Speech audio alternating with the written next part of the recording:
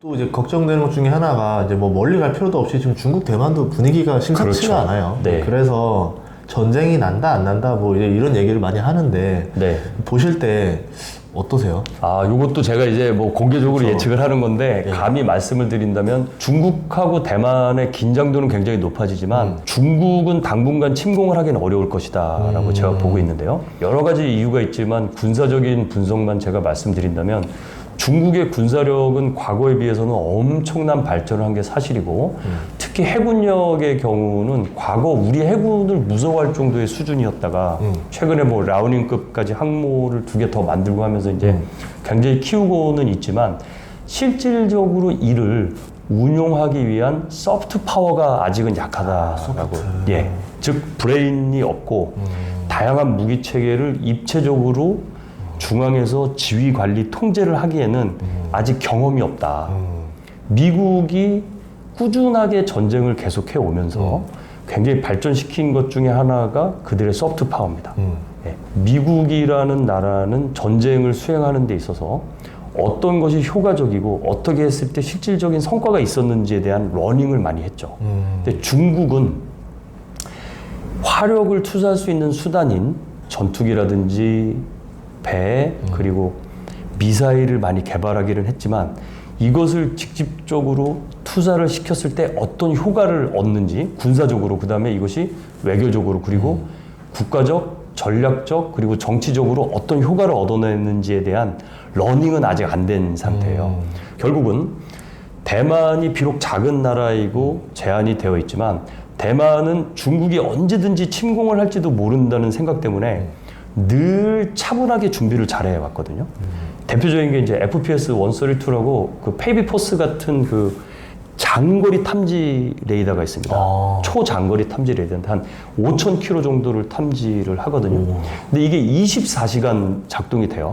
한 10층 건물 정도 되는 엄청난 레이더인데 적의 탄도탄뿐만이 아니라 적의 항공기를 거의 실시간으로 감시를 하고 이게 이제 A사 레이더니까 뭐 장비를 가동하는 상태에서도 정비를 하고 그 상태에서 다시 모듈 바꿔 끼고 계속하면서 24시간 365일 그 사이에라도 쳐들어올까 봐. 그렇죠. 예, 레이더 멈추고 고칠 때 레이더 멈추고 해야 되는데 우리나라는 FPS 117 같은 경우 잠시 멈추고 장비를 하면 옆에 있는 부대가 또 임무를 부여받아가지고 그렇죠. 탐지를 하면서 여기 끝나면 또 예방 정비하고 우리나라는 이렇게 돼 있는데 물론 대만도 그렇게 돼 있습니다만은 이 페이브포스 같은 경우는 24시간 이 중국 대륙을 이게 5,000km까지 볼 수 있거든요.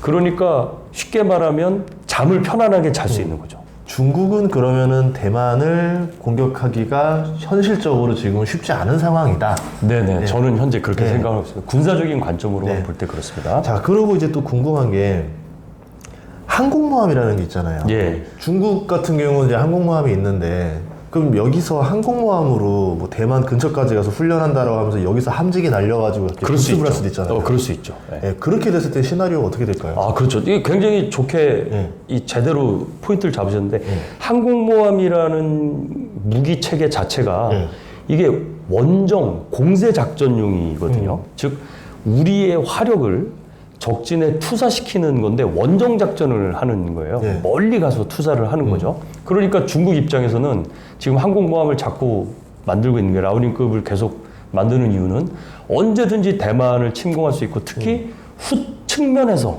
후방에서 때릴 수 있는 그런 수단을 얻겠다라고 하는 거죠. 항상 의문 들었던 것 중에 하나가 왜 우리나라는 항공모함이 없을까? 예. 그게 제일 궁금했거든요. 네네. 왜 없을까요? 이것도 저는 그 가성비로 봅니다. 못 만드는 게 아니다. 그렇죠. 예. 저는 뭐 기술적으로는 충분하다고 보고요. 우리나라 조선소 하면은 뭐 끝내주잖아요. 네네. 뭐 설계야 일부 도움을 받더라도 다만 이 항공모함이라는 무기체계 특성상 아까 제가 말씀드린 대로 공세적인 작전에 쓰는 원정 작전에 쓰여야 되는 무기다 보니까 우리는 현재 헌법이라든지 우리나라의 작전 계획이라든지 이런 것들을 보면 한반도. 우린 좀 방어적인 게 좀 많잖아요. 구태여 이제 우리의 작전 반경을 그렇게까지 넓혀야 될 정도의 어떤 국제 정세나 정치적인 어떤 기반이 지금 좀 다르지 않나 하는 게 제 생각입니다. 또 뭐 유지비도 또 만만치 그렇죠. 않잖아요. 네. 그 하나 운영하게 되면 국방비가 또 많이 들어가다 보니까 그렇습니다. 예. 그런 것도 있을 거고 또 보통 항공모함도 중요한 게 이제 엔진이 디젤이냐 원자력이냐 차이가 큰데 그렇죠. 디젤이면 유지비 그냥 장난 아니거든요. 엄청난 거죠. 예. 예. 그러니까 결국은 비용 대 효과 측면에서 가성비 측면에서는 아직까지는 좀, 야, 좀 돈이 많이 드는 게 아닐까. 우리나라는 그러면은 어디에 좀 군사 무기를 많이 집중하고 있나요? 좀 그 방위비를 봤을 때. 현재 우리가 방위력해서 우리나라 지금 국방 예산을 60조라고 보면 현재 딱 30조 정도로 나눠져 있는데요.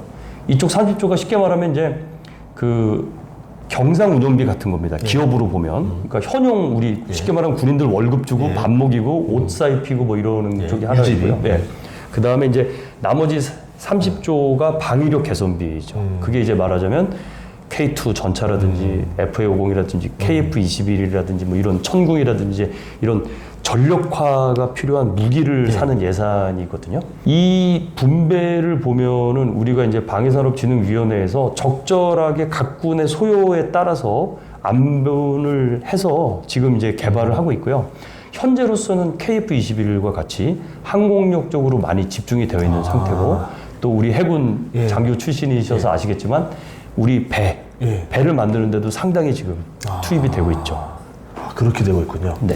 그리고 이제 마지막 질문인데요. 반도체랑도 연관이 있다는 게 지금 치포 동맹 이래가지고 미국에서 그렇죠. 중국으로 저거 반도체 특히 고성능 칩은 수출하면 안 된다라고 이제 해가지고 네. 뭐 엔비디아라던가 뭐 그 외에도 좀 많이 수출 금지를 당했거든요. 네. 지금 나중에 하는 얘기가 뭐냐면 저 자율주행이라던가 아니면 이제 반도체가 중국 군사 무기에 쓰일 수 있다. 그렇죠. 네. 라고 하는데 저 어디에 쓰이는지는 또 잘 모르겠어요.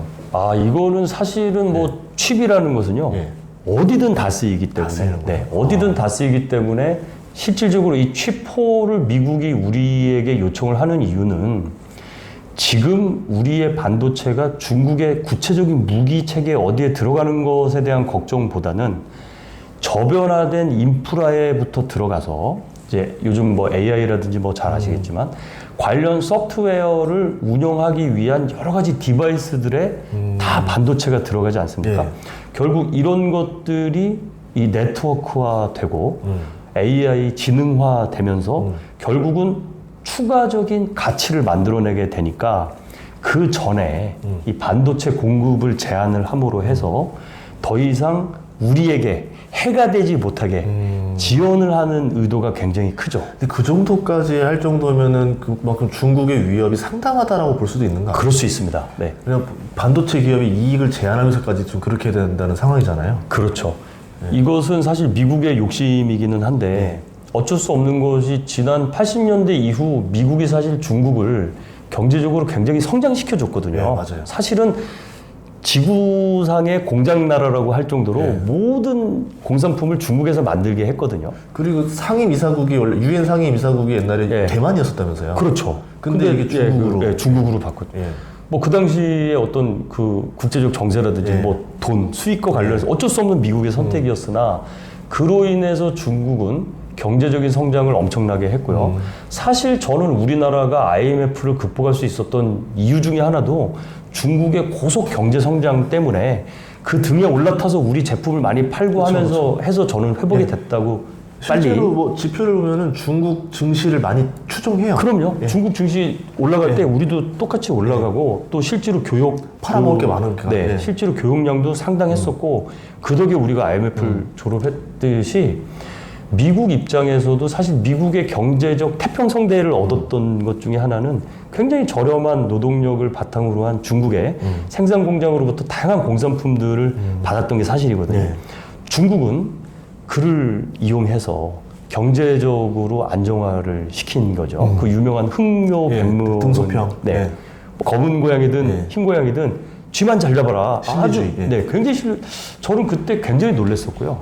그 이후로 얘네들이 군사력 증진에도 눈을 둔 겁니다. 사실 중국이 군벌이 남아있는 나라거든요. 그럼에도 불구하고 군사력 증진은 굉장히 후진국이었었어요. 그런데 90년대 이후에 고도 성장을 했던 그걸 바탕으로 해서 얘네들이 산업을 엄청 발전시켰지 않습니까? 바로 그 산업 분야에서 발달했던 기술들이 스핀오프 되면서 군사적으로 넘어간 거죠.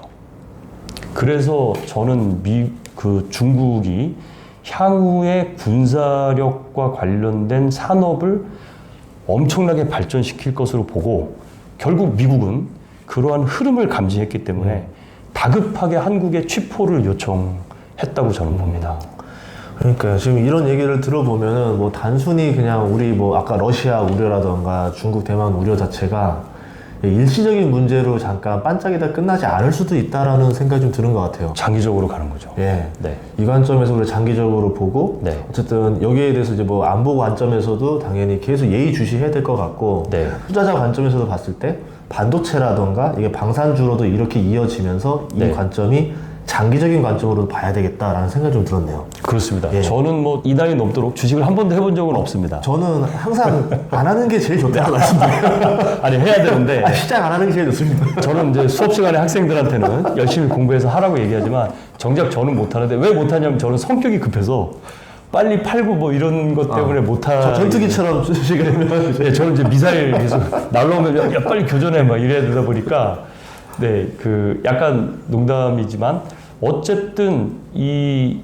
방산주와 반도체는 향후 기존 산업에서도 굉장히 소요가 많지만 이 안전, 국방, 안보와 관련된 영역도 굉장히 지금 수요가 폭발할 것으로 생각합니다. 네.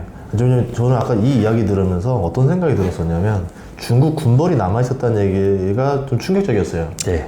그 일본 같은 경우도 전국시대 통일하고 나서 네. 군벌을 처리 못하니까 그럼요. 또 지금도 보면은 태평양 전쟁이 중국도 이제 뭐 신흥 재벌들 나오고 군벌들 남아 있고 그러니까 세력이라는 게 군사 세력, 네. 재벌 세력, 네. 뭐 이제 지방 세력들이 다 섞여 있는 상태에서 불만이 분명 터져 나올 거고 그렇죠. 이거를 어떻게 해소할 것인가 중에 그런 쪽으로 넘어갈까봐 되는 우려도 좀 있는 것 같아요. 그렇죠. 저는 어떻게 보면 지금 시진핑이 상하이에 대해서 그렇게까지 하는 것도 정치적, 정적인 상하이방들에 대한 지지 기반을 흔들어 놓기 위해서 계속 그렇게 못 살게 부른 거라고 보기 때문에 지금 중국이 그나마 다행인 게 군벌과 이 중국의 재벌이 아직은 합쳐지지 않았습니다. 얘네들이 합쳐진다면 저는 어떻게 될지 모르고 이건 제 뇌피셜입니다. 차라리 합쳐지면 이때 이 공작이 들어가서 차라리 군구별로 그냥 중국을 나눌 수도 있지 않겠느냐. 저는 뭐 이런 아주 망상에 빠진 이 소설도 써보고 우선 뭐 대한민국을 알 수 위해서 없으니까 상황을 알 수 없으니까. 네네. 대한민국을 위해서 대한민국이 유리한 쪽으로 주변에 저는 러시아도 좀 쪼개졌으면 좋겠고 중국도 쪼개졌으면 좋겠고 일본도 이렇게 남북으로 아니면 이렇게 동서로. 근데 어쩔 수 없는 게 이제 대한민국이라는 지리적 위치가 그렇죠. 이런 안보에 대한 고민을 안 할 수가 없는 것 같아요. 그렇죠. 네. 러시아 사태, 중국 사태 다 우리나라 다 근교에 있는 국가들이잖아요. 그렇습니다. 네. 참 투자해서 우리가 많은 것들을 고려해야 된다는 게 그러니까 투자하면 투자할수록 점점 어려워지는 것 같아요. 저는 주식 투자하시는 분들 보면 그 상식의 다양성도 있지만 그 깊이에 굉장히 놀랍니다. 그런 말이 있어요. 주식 투자자들이 주식 빼고 다 잘한다고.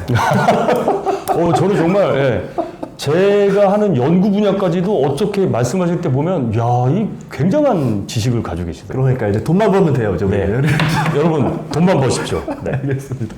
아무튼 또 이렇게 또 출연해서 감사하고요. 아유 불러주셔서 영광입니다. 채널 멋진 창창. 네. 여러분 유튜브 멋진 창창 채널 또 구독, 좋아요 부탁드리겠습니다. 출연해서 감사합니다. 네, 감사합니다.